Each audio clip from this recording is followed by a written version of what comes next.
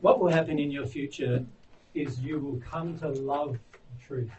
You will love it. Like, it'll become like a burning passion for you to discover it and to understand it, because you know and have conviction in yourself that it's going to bring you happiness in your life and satisfaction in your life. It's going to help you. So once you get to that stage of loving truth, nothing will stop you discovering it. And in the first century, there's a quote in the Bible that says, the truth will set you free, and that I actually said, and that is very true. The truth will set you free. That's why it's so important to understand. It exists. Absolute truth exists. It is the purview. It is the domain of God. So the more connected with God you become, it also logically makes sense, the more connected with truth you will become. And by the way, God is not mystical. He's not trying to go, let's create some kind of fantastical experience for you so that you can, be taken on this nice journey to discover truth. No, he wants to plainly and simply share it with you.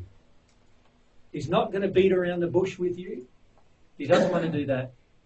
He doesn't want to say to you, yes, because you did something wrong years ago, I'm going to withhold some truth from you. He doesn't want to do that either. He wants to gift you as much truth as you are emotionally capable of receiving. That's what he wants. And he wants to do that every day, every moment of your day.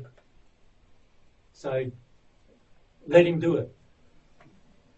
And that's another good question. How do I let him do it?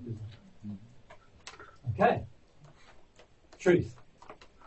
One subject we want to focus on this 2 days. All right. Next subject. Well, I suppose that subject raises this subject, which is the subject of God.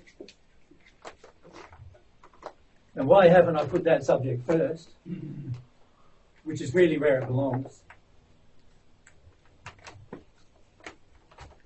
Any ideas?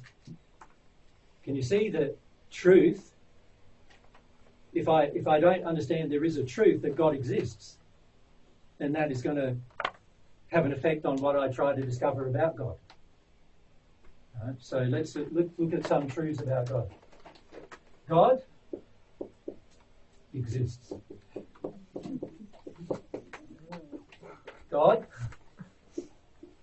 is real.